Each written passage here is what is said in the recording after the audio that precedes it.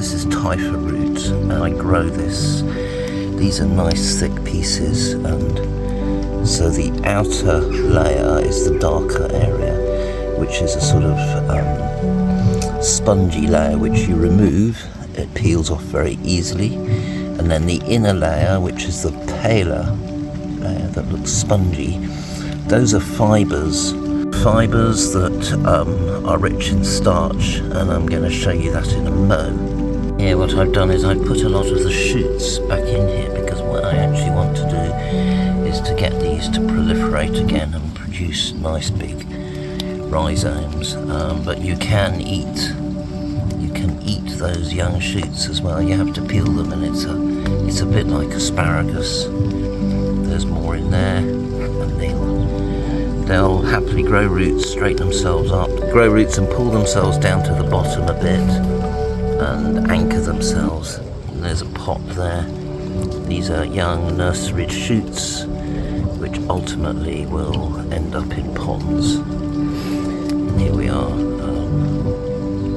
in a pond which I built in this garden here, and these are all shoots that are coming up, along with some duck potato there, which is reaching the end of its life this year. There's also duck potato in this lot, and I just threw them back in there so that they can carry on and sprout for next year.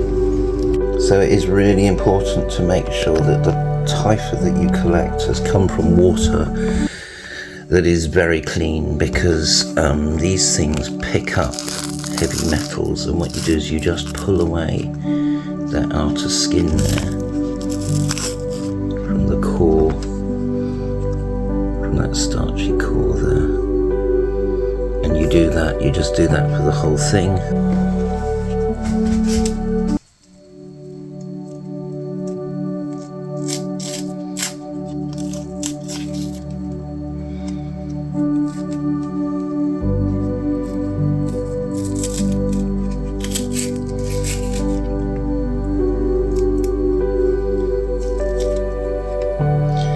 So this core here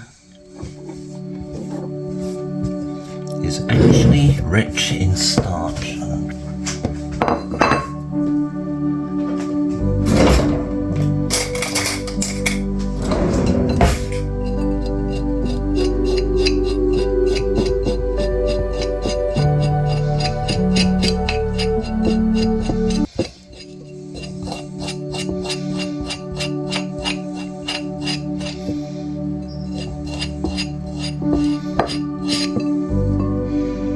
This stuff here, this paste, is the starch, but as you can see I'm extracting it from here. Now I don't know whether any of this can be used for anything else, whether it can be used for cordage, but I reckon it already feels, these feel pretty strong.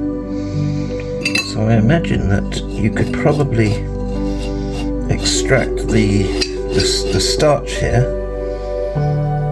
and then having extracted the starch you can extract the fibre as well. So yeah, that's pretty much it. It's really important to wash it thoroughly and to peel it well, and make sure that it's grown in water that's clean. So be careful about gathering it from British rivers which are full of sewage and agricultural chemicals and heavy metals. You want to be careful about storm drains where it's runoff from roads, that sort of thing. But yeah, this is how you extract Typha